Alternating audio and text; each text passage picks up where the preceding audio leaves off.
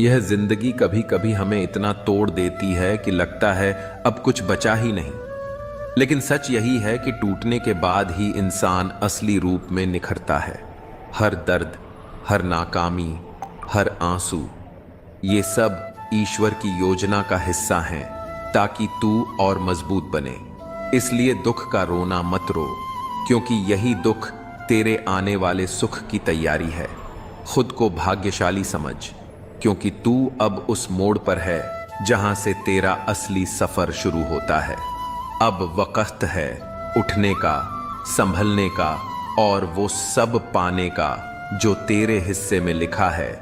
बस भरोसा रख अपने आप पर और चल पड़ आगे, क्योंकि अब सब मिलेगा। दुख का रोना मत रो, वही दुख तेरी ताकत बन जाएगा जब तू हार मानना छोड़ देगा। जो वक्त को कोसते हैं वो पीछे रह जाते हैं, जो वक्त को बनाते हैं वो इतिहास लिख जाते हैं। हार सिर्फ तब होती है जब तू कोशिश करना छोड़ देता है। मुश्किलें वहीं आती हैं जहां कुछ बड़ा करने की क्षमता होती है। खुद को भाग्यशाली समझ, क्योंकि तुझे अभी भी मौका मिला है फिर से उठ खड़े होने का। कभी अपने सपनों को छोटा मत समझ, किस्मत भी झुकती है जब हौसला बड़ा हो। रात जितनी गहरी होगी, सुबह उतनी ही उजली होगी। बस इंतजार कर, विश्वास रख।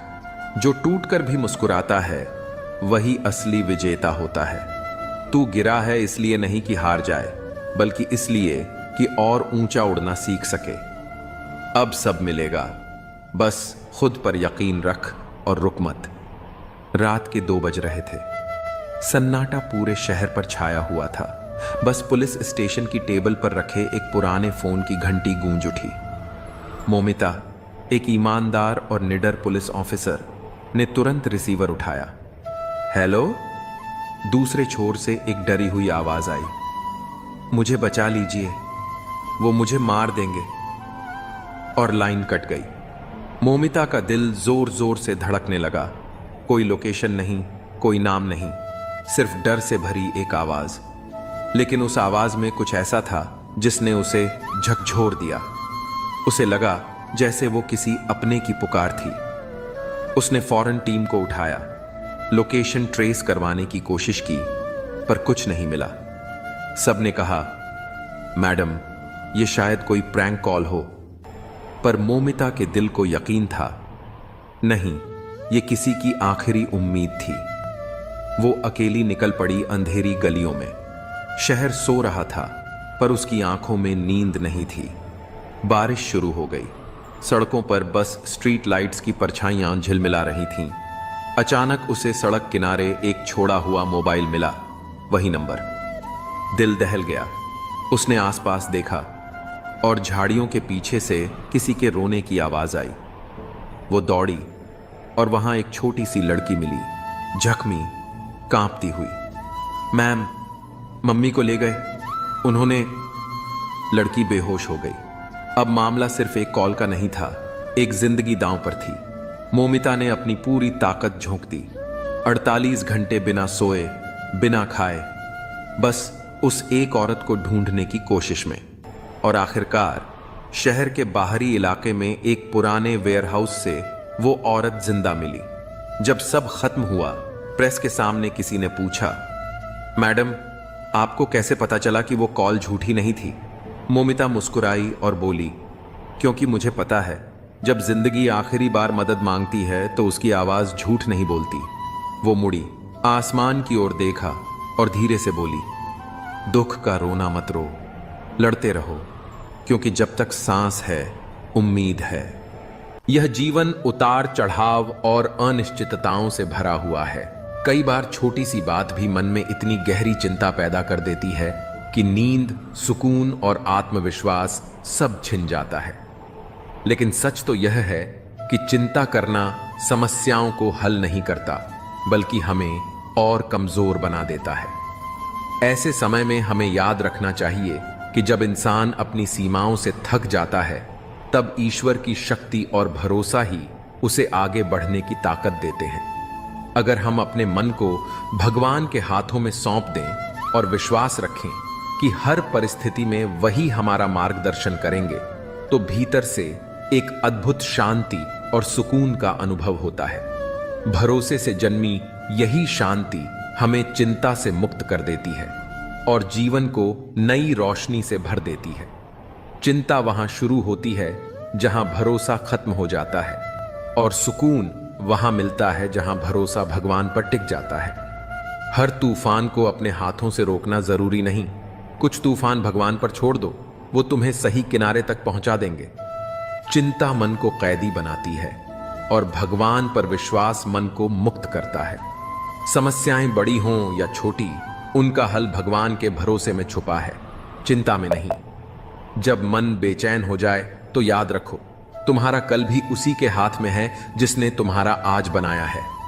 जो बोझ तुम्हारे बस का नहीं, उसे चिंता मत बनाओ, भगवान पर छोड़ दो, रास्ता खुद साफ हो जाएगा। मन का बोझ हल्का करने का सबसे आसान तरीका है, प्रार्थना में रख दो और चिंता से मुक्त हो जाओ। ईश्वर पर विश्वास करने वाले को कभी अकेलापन महसूस नहीं होता, क्योंकि हर कदम पर एक अदृश्य शक्ति साथ चलती है। चिंता अंधेरा है और भगवान पर भरोसा रोशनी। जहां भरोसा है वहां अंधेरा टिक ही नहीं सकता। भगवान से जुड़ा विश्वास ही वह चाबी है जो हर बंद दरवाजे को खोल देती है। हर समस्या में छिपा समाधान तभी दिखता है जब हम चिंता छोड़कर भरोसा करना सीखते हैं। जो अपनी दुआओं को सच्चे दिल से भगवान तक पहुंचाता है, उसकी चिंता भगवान खुद अपने ऊपर ले लेते हैं। रवि एक छोटे से गांव का लड़का था। जिंदगी हमेशा उसके लिए आसान नहीं रही। पढ़ाई में मेहनती था, लेकिन हालात इतने तंग कि अक्सर स्कूल की किताबें भी उधार लेनी पड़ती। घर की गरीबी, पिता की बीमारी और मां की चिंता उसे अंदर तक तोड़ देती थी। रवि हर रात आसमान की ओर देखता और सोचता, क्या सच में भगवान है? अगर हैं तो मेरी सुनते क्यों नहीं? एक दिन हालात इतने बिगड़े कि उसके पिता को तुरंत शहर के बड़े अस्पताल में ले जाना पड़ा। पैसे का कोई इंतजाम नहीं था। रवि भागा भागा गांव के हर घर गया, लेकिन सबने अपने अपने बहाने बना दिए। थककर वह स्टेशन पर बैठा आंसू पोंछ रहा था। उसी वक्त एक बुजुर्ग आदमी उसके पास आया और बोला, बेटा, तू इतना परेशान क्यों है? रवि ने टूटे दिल से सारी बात बता दी। बुजुर्ग मुस्कुराए और उसकी हथेली में कुछ पैसे रखकर बोले, जितना चाहिए उतना नहीं है, लेकिन सफर शुरू करने के लिए काफी है। बाकी रास्ता भगवान बना देंगे। रवि ने आंसू भरी आंखों से धन्यवाद कहा और ट्रेन में बैठ गया। सफर में उसे बार बार वो बुजुर्ग याद आते रहे, मानो कोई अदृश्य शक्ति उसे संभाल रही हो। अस्पताल पहुंचकर रवि को पता चला कि उसी दिन एक फ्री मेडिकल कैंप शुरू हुआ है, जहां उसके पिता का इलाज बिना पैसे के हो जाएगा। यह सुनकर उसकी आंखों से खुशी के आंसू झरने लगे।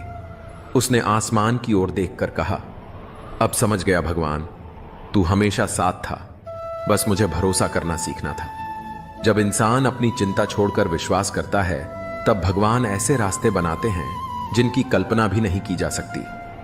अक्सर हम सोचते हैं कि अकेलापन एक सजा है, एक दर्दनाक अनुभव जो हमें तोड़ देता है, लेकिन सच तो यह है कि उसी अकेलेपन में छिपा होता है हमारे दुख और चिंता से मुक्ति का रास्ता। जब हम भीड़ से दूर शांति में खुद के साथ वक्त बिताते हैं, तब हम अपने भीतर की आवाज सुन पाते हैं। यही वो क्षण होते हैं जब हम खुद को समझते हैं, अपने डर का सामना करते हैं और अपनी ताकत को पहचानते हैं। अकेलापन कोई कमजोरी नहीं, बल्कि आत्मबोध की शुरुआत है। यह वो सन्नाटा है जिसमें हमारा असली स्वर गूंजता है, जो कहता है, तू खुद ही काफी है। अकेलापन सजा नहीं, आत्मा की शांति की सबसे गहरी अनुभूति है। यहीं से दर्द का अंत और खुद से जुड़ाव शुरू होता है। जब तू दुनिया की आवाज से दूर होता है, तब तेरे अंदर की सच्ची आवाज बोलती है, और वही तेरी सबसे बड़ी दोस्त होती है। दुख तब तक पीछा करता है जब तक तू भीड़ में उलझा रहता है। अकेलेपन में ही उससे आजादी मिलती है। अकेलापन एक खालीपन नहीं, यह वो जगह है जहां तू खुद को पूरा महसूस कर सकता है। दुनिया के शोर में सुकून नहीं मिलेगा, लेकिन अकेलेपन की खामोशी में तुझे खुद की सबसे सच्ची झलक मिलेगी। चिंता तब मरती है जब तू अपने अंदर उतरता है, और ये सफर सिर्फ अकेले में ही मुमकिन है। जो अकेले चलना सीख गया वो कभी किसी के खो जाने से नहीं डरता। अकेलापन तुझे तोड़ने नहीं आया, बल्कि तुझे खुद से जोड़ने आया है। दुनिया ने जिसे तन्हाई कहा, वही तेरी आत्मा का इलाज बना।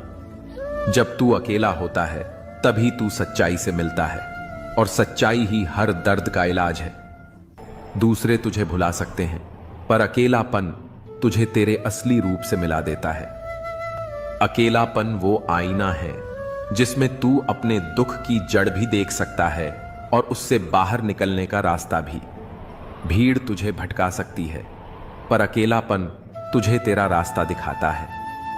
जिस दिन तूने अकेले रहकर मुस्कुराना सीख लिया, समझ ले दुख और चिंता हार गए। राजा नाम का एक युवक था। उम्र करीब 28 साल, चेहरा साधारण, पर आंखों में हमेशा सवाल। लोग कहते, कम बोलता है, कुछ तो गड़बड़ है इस लड़के में।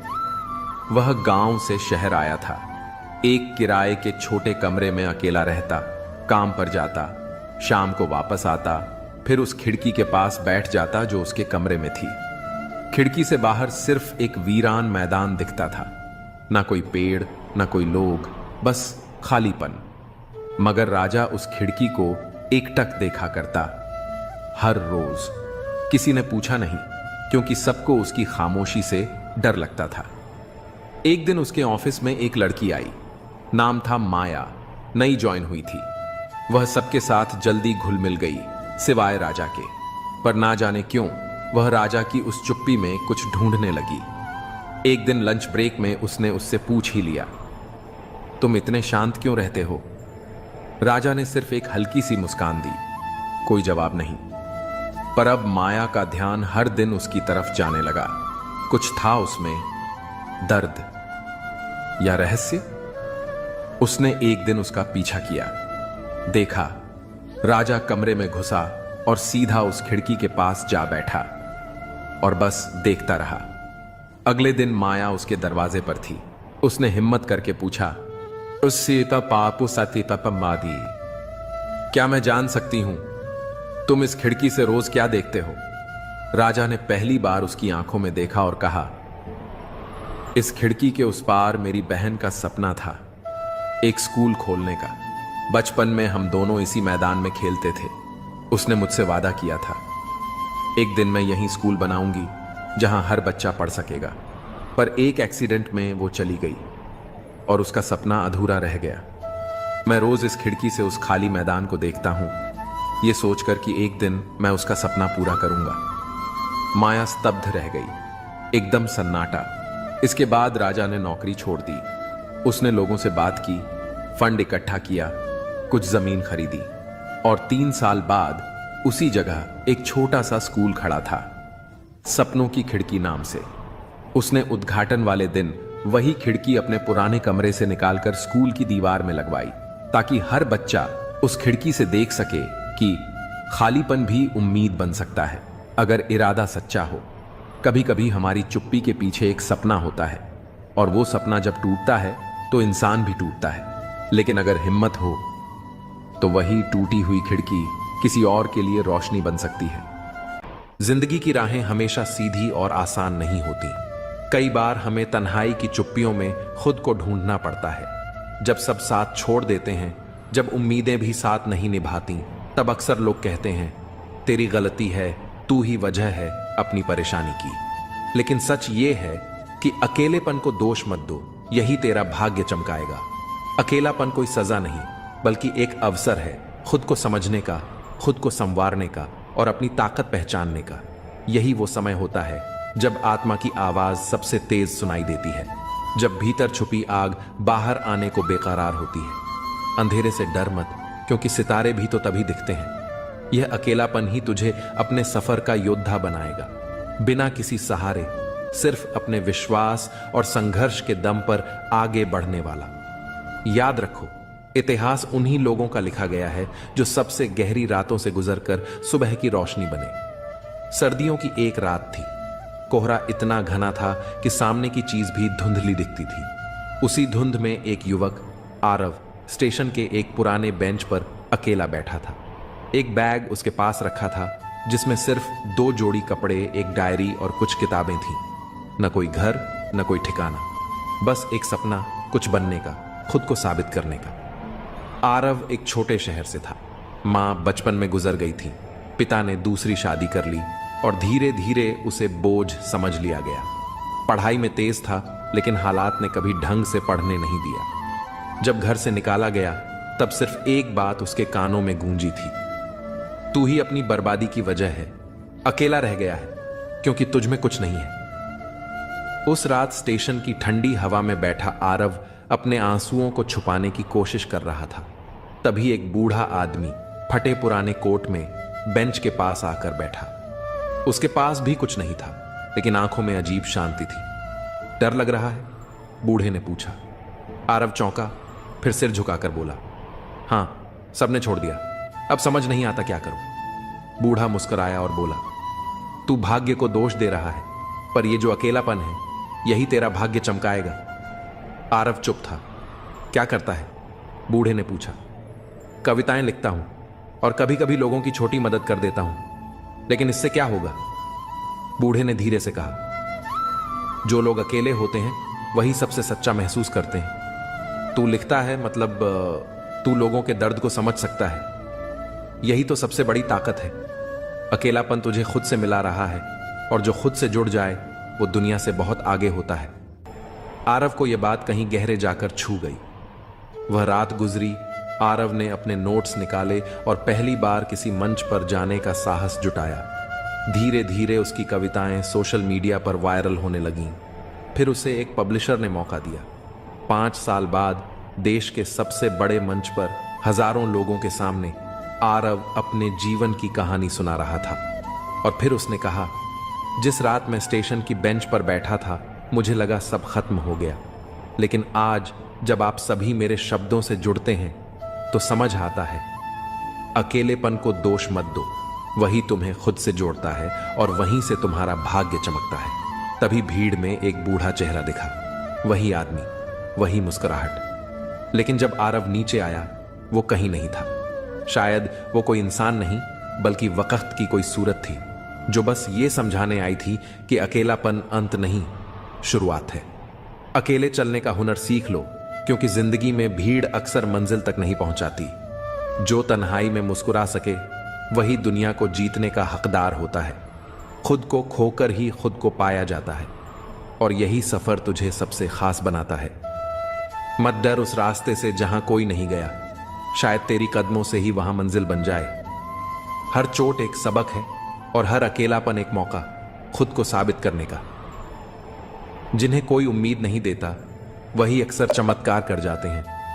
तू टूटा नहीं है, बस तराशा जा रहा है, एक नगीने की तरह। लोग क्या सोचते हैं ये छोड़ दो, जो तू सोचता है वही तेरा भविष्य बनाता है। अकेलापन एक सज्जा नहीं, वो तैयारी है बड़े काम के लिए। अगर रास्ता कठिन लग रहा है तो समझ लो तुम सही दिशा में जा रहे हो। लोग आपकी स्थिति से हाथ मिलाते हैं, न कि आपसे। कोयल अपनी आवाज बोलती है, इसलिए वह आजाद रहती है, जबकि तोता हमेशा दूसरों की आवाज बोलता है, इसलिए वह पिंजरे में रहता है। जब तक जीवन है प्रेम से रहिए, क्योंकि उसके बाद तो बस फ्रेम में ही रहना है। सोच का फर्क ही है, वरना सीढ़ियां वही रहती हैं। कुछ के लिए ऊपर जाती हैं तो कुछ के लिए नीचे। सही हमेशा सही रहेगा, चाहे कोई भी इसके खिलाफ हो, और गलत हमेशा गलत रहेगा, चाहे कोई भी इसके साथ हो। जो लोग मन में उतरते हैं उन्हें संभाल कर रखिए, और जो मन से उतरते हैं उनसे दूर रहिए। सत्य की चाहत होती है कि हर कोई उसे जान ले, और असत्य को डर रहता है कि कहीं उसे पहचान लिया जाए। जुबान और शब्द सबके पास होते हैं, लेकिन जो खुद के लिए जीते हैं वह बोलते हैं, और जो अपनों के लिए जीते हैं वह सहते हैं। चापलूस और आलोचक में फर्क यह है कि चापलूस अच्छा बनकर बुरा करता है, और आलोचक बुरा बनकर अच्छा करता है।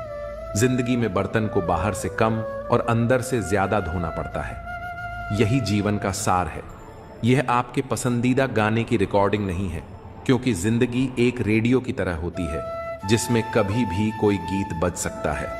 चिंता छोड़िए कि लोग आपके बारे में क्या सोच रहे हैं।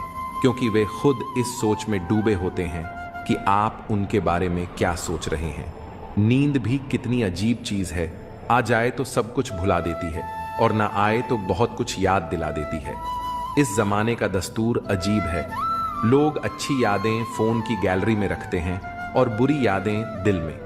जिंदगी के हाथ नहीं होते, लेकिन कभी कभी वह ऐसा थप्पड़ मारती है जो पूरी जिंदगी याद रहता है।